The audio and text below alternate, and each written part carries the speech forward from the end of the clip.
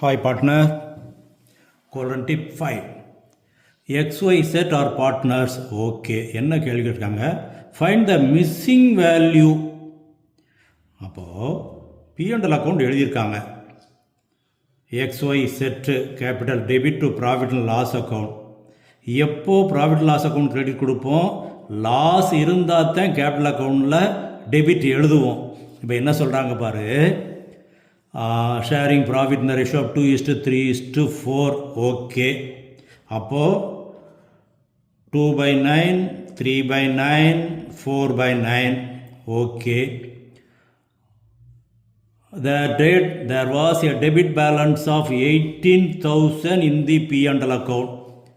Debit balance of 18,000. அப்போ அந்த 18,000 அப்படியே கிரெடிட் எழுதிரு, முடிஞ்சு. இதை எந்த ரேஷியோவில் இவங்களுக்கு பிரிக்கிறது? குழப்பமே இல்லை, ஓல்டு ரேஷியோவில் தான்.